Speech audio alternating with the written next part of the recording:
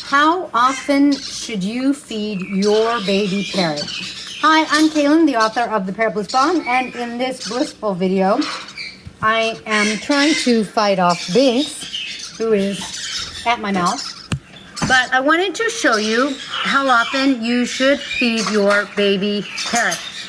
Because I got a question. Someone just got a baby Kaik, 6 weeks old, and it's kind of good and important to know. Actually, I'm going to give you a couple examples. I'm trying to get Binks to show you because Binks is still eating. Parrots, the bigger they are, the longer it takes them to wean. So Binks, and I want you to see right under his beak, is his crop, and it's a little low. This little tyke has a low crop. When it comes to how often you want to feed, some of it has a lot to do with, you like how he's putting his head under the other one, with their crop. Do you see that crop? Do you see that roundness versus less round? It's time to feed them. This one has digested a little more slowly. Now, when it comes to feeding, like I said, the bigger the parrot, the longer it takes them to wean. These are my notes from my cheat sheet from my Psittaculture book that shows when the baby's 1 to 4 days, they should be fed 7 times a day. When they're 3 weeks old, they should be fed 6 times a day. When they're 6 weeks old, they should be fed 3 times a day. So, the question is, should your baby be fed more often? If your baby's crop is really getting empty, and this isn't quite empty, it's low. Let's see if we have another one that's low. You're a little low. Let's see. And these are Parrot Latch, if you didn't know. Hers is low. I'm feeling, I'm gently just touching. And look at how I can come up, see how my finger can come up to her crop. So I would abide by the 3 times a day. If the crop is really low, you might want to do more, but you also want for your baby to really learn to eat for itself. So the next question becomes, is your baby eating for him or herself? Can you hold that for a second? Okay.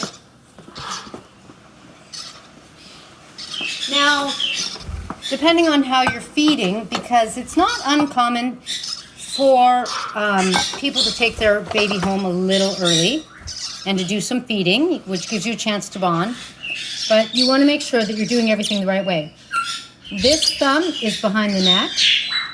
This middle finger and my thumb are gently holding the head, and my index finger is guiding. And the truth is, do you see how now my left hand is really doing nothing? My right hand is just holding the spoon so that the baby's pumping and naturally eating however much he or she wants. And there's the next one. I just go slow, let them go at their own pace. What I don't like about a spoon is I do not have anything near an exact measurement as to how much they're getting to eat.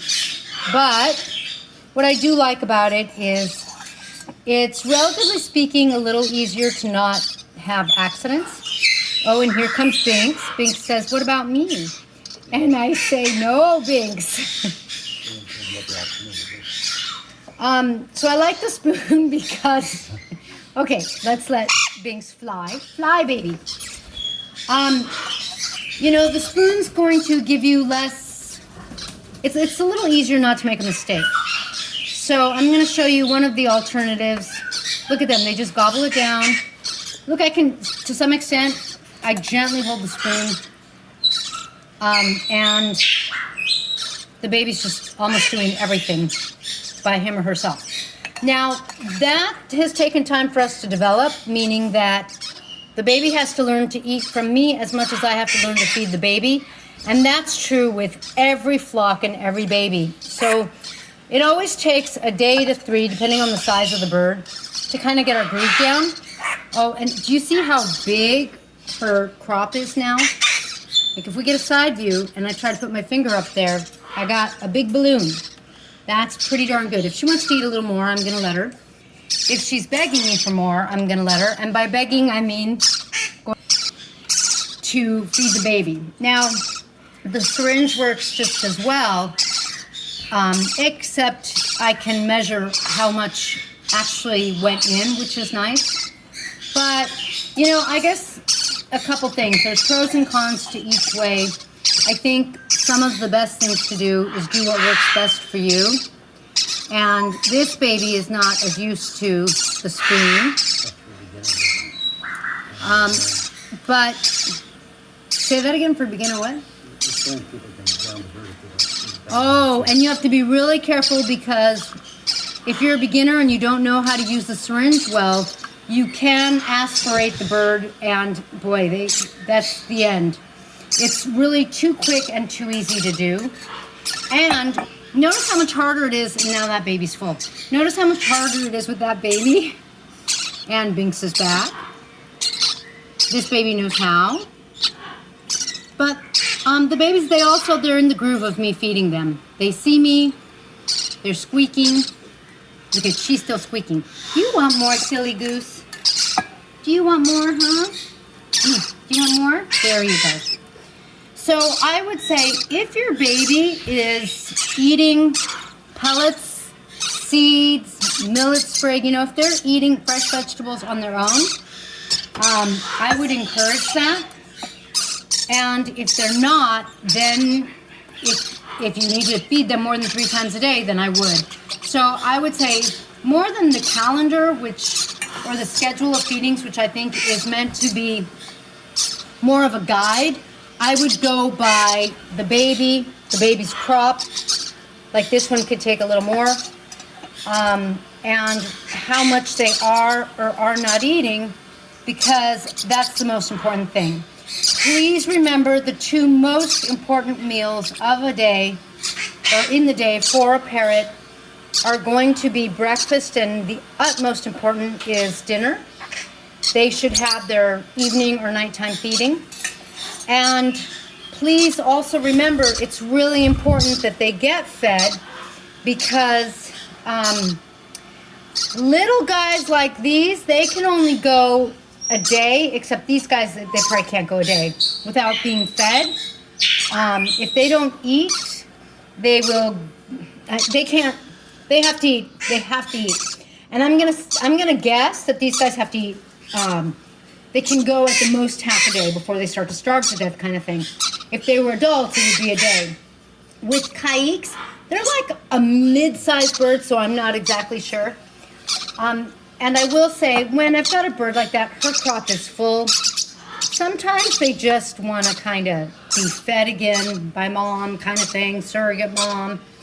And so I'll just, you know, give them kind of just another drop just to satisfy them. They don't always get satisfied. And I asked my mentor once, I'm like, I just fed them, why are they crying? And he's like, well, the food's in the crop, but it hasn't quite made it to the stomach or the lower esophagus. So sometimes you have to give it a minute. So you really want to go by that crop. And look at how nice and full they are now. And my metaphor is a balloon. If the balloon is flat, you got to feed them. If the balloon is nice and fluffy and taut, they're good. You don't want to overfeed because they can have too much food and, again, aspirate, you know, kind of vomit it up. So you want to be careful. So the most important thing is monitor the crops, make sure that they're eating, you know, every couple hours, that kind of thing. I would check, like a baby kaique, I would check in the morning and feed, mid-morning, see that he or she is eating, feed midday, see how he or she is doing, and then again, you know, check mid-afternoon, and make sure he or she is eating, and then one more time in the evening, make sure that they go to bed with a good crop so that they can grow big for you at night. Thank you for joining me in this itty-bitty blissful video. Oh, Nancy was just here, but now he left. Until next time, if you have any questions about parrots, please be sure to comment below. Be sure to like and share. Thanks. Catch you next time.